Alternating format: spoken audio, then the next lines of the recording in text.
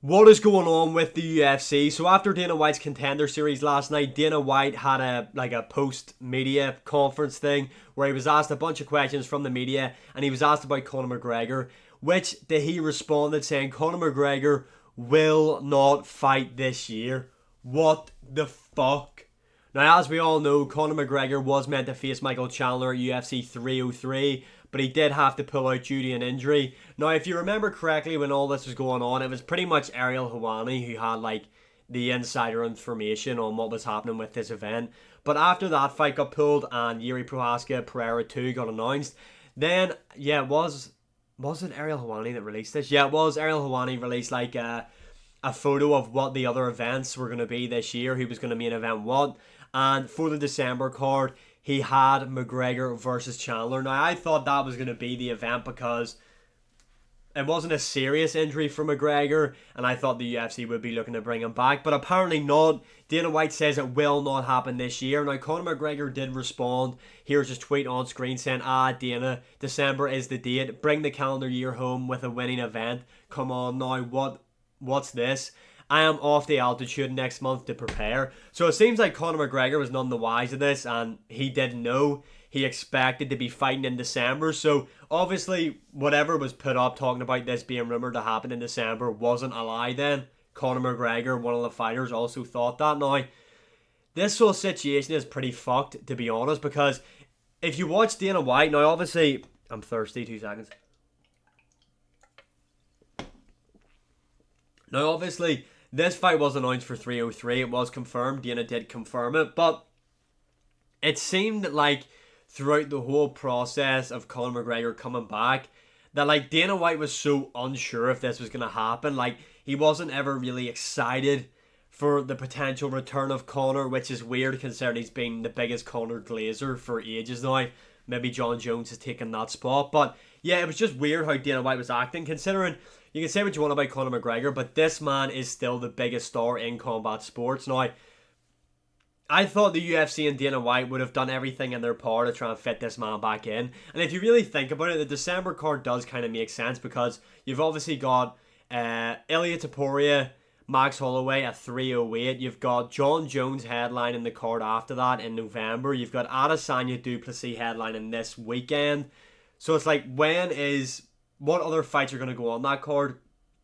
Do you know what I mean? What, are you going to have Bilal Muhammad headline the final card of the year? I doubt it. Bilal Muhammad will more than likely be a co-main event to a fight, to be honest, or a pay-per-view event, to be honest. So, who are you going to get? Pantoja? You're not going to get him. Sean O'Malley's fought at 306. Is he going to make that turnaround? Maybe. I don't know. But yeah, I thought it was locked on that Conor was going to fight there, but apparently not, which is just strange and shit, to be honest. Now, Conor McGregor says he's off the altitude to prepare next month.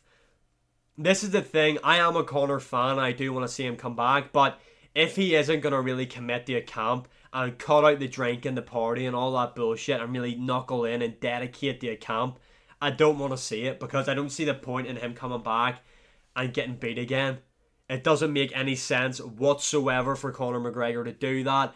And I think that would be really damaging to all his brands as well. So if you were in the McGregor team, I think they would have to have a serious talk about this. But yeah, the biggest loser in this is Michael Chandler. This guy has came to the UFC and basically wasted his entire UFC career. Now, McGregor did say for this fight against him, it would take Michael Chandler 10 other UFC fights. Now, I don't know how true that is, but I'm sure Michael Chandler is getting paid pretty big to fight Conor McGregor. Now, Michael Chandler has spoke about this and said that he is ready to wait, which would be 3 years out of the cage for Michael Chandler. 3 fucking years this guy's been waiting for this fight. What the fuck?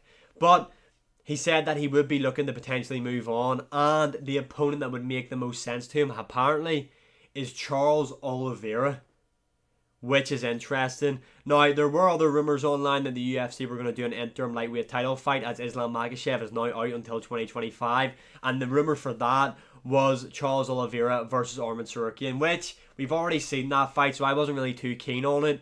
But if they are going to do an interim lightweight title fight, Arman Tsarukyan has to be the first person booked in for that fight. He has to be. Now, whether then you want to do Arman Tsarukyan versus Michael Chandler, okay, I'm sure that'd be a pretty fun fight, to be honest.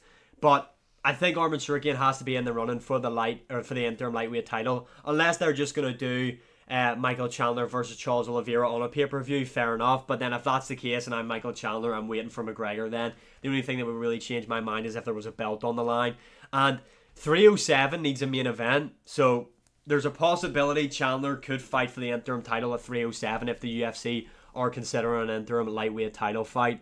But yeah, this whole situation is a fucking mess. It needs to be cleared up. I think the UFC, Conor McGregor's obviously saying he's ready. I think they really need to have a serious conversation with him. And if he is ready to go and he's going out to prepare, make this fight headline the card in December. Let me know your opinions in the comments below. And as always, like, share, subscribe, comment, all that good stuff. And I'll see you again in the next one.